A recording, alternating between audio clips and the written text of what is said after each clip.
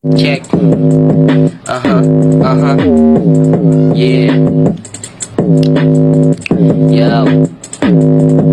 Isang umaga na parating, nabawal akong dumaing, hanggang sa araw-araw na naguna, tuloy ang naging magaling. Di na makupa doon nasabik sa mga pwede kong maiambing. Sa pagkatao di nagpatalo at mas pinigigiyan pa rin.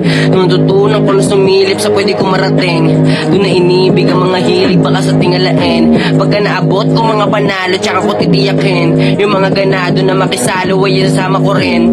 Nung inutusan ako na magulang hindi sumunod, laki na pagkukulang ka sa natakuan ko na isipang mali pala yung kapalaran mabilang tinako sa mga walang kalimitan na kahit ganun di ko binigisiyan. Masatuwa pa ko sa napupulot kong aral na di maging isang pihikan. At nang makapitan na ako ng barang mabibigat sa magkabila, ang balikat ko naman to hinatang. Na pag umidad na ako, alam kong hindi na ako mahihirapan. Panoorin mo ko habang papalapit na ako sa kayamanan. Magsabi ka kung nayabangan, ayoko naman ng kalaban.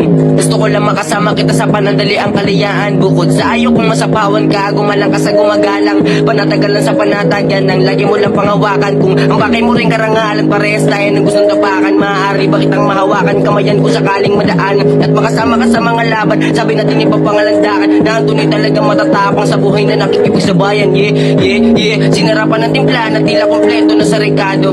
Yung gusto kong mapila, walang problema, ako dadayo.